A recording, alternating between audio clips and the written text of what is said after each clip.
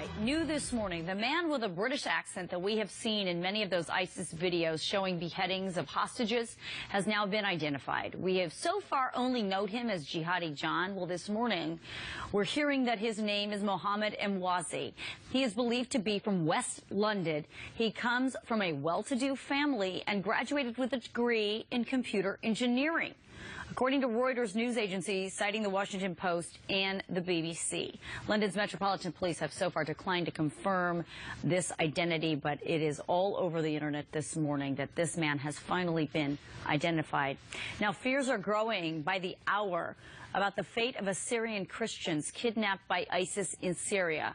We are now learning that many more were seized in northeastern Syria than we first thought. The terrorists now are holding what we understand to be 262 Syrian Christians as hostages. Initial reports estimated about 70 to 100 were being held. 35 different villages were targeted. The fate of these people is unclear this morning. There is a fear that the end result, though, will be the same as what happened to Iraq's Christians, the Chaldeans, and the Egyptians, the Christians there, the Coptic Christians that were just beheaded by ISIS a couple of weeks ago.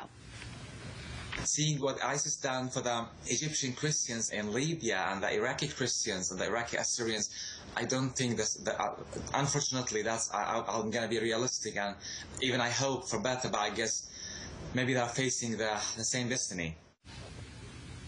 That is terrifying. Besides those captured by ISIS, thousands of families have had to leave their homes, get out of the country just because they fear for their lives. Now, joining us this morning to talk more about this issue, our friend Mark Arabo, the President and CEO of the Neighborhood Market Association. Good morning to you. Good morning. The first thing we want to get out of the way, as I told you that number that we're hearing this morning, 262, but your people on the ground are telling you something different. Right. Our people on the ground are saying that it's much higher than 262. The heartbreaking thing is most of them are children, women, and the elderly. And this has become a Christian Holocaust. They're targeting and killing every single Christian they see. And why? What is the reason? Well, what we're trying to do right now is make sure we stop it. There is no logic or reasoning behind it besides their evil terrorist organization.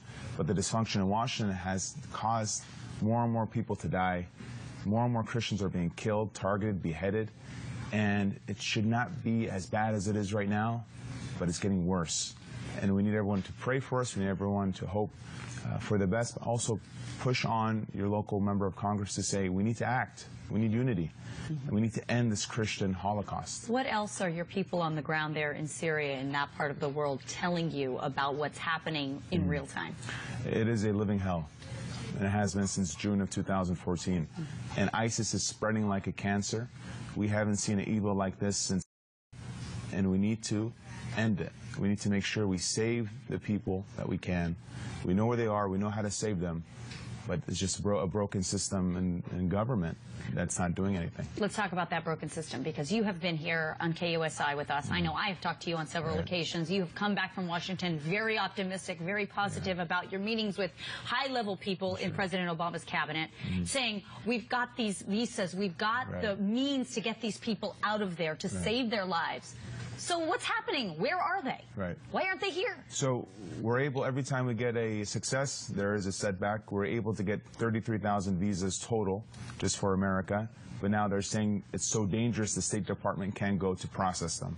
I'm going back to Washington, D.C. this weekend. I will be there all next week to see how the State Department could go there and start processing them and getting them safe passage out of Iraq and Syria. Well, it certainly says something about the state of the world that our State Department won't even go there to help. And it reminds us, during the Holocaust, America was so late to act.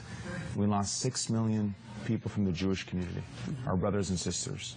And now we're repeating the same mistakes we did in the past. And we have to learn from our mistakes, not repeat them. And so our pressure will continue on Washington, but we'll keep having constant communication with our team in Iraq and Syria and to make sure that everyone comes together to really end this Christian Holocaust. Yeah, and it's not just that, just end the march by, the march by ISIS that trying to take over all of these areas. ISIS is much stronger now than they were months ago. We've been talking about this since June of 2014, and we need to stop them. All right, Mark, always great to see you. Good luck in Washington. My pleasure. Please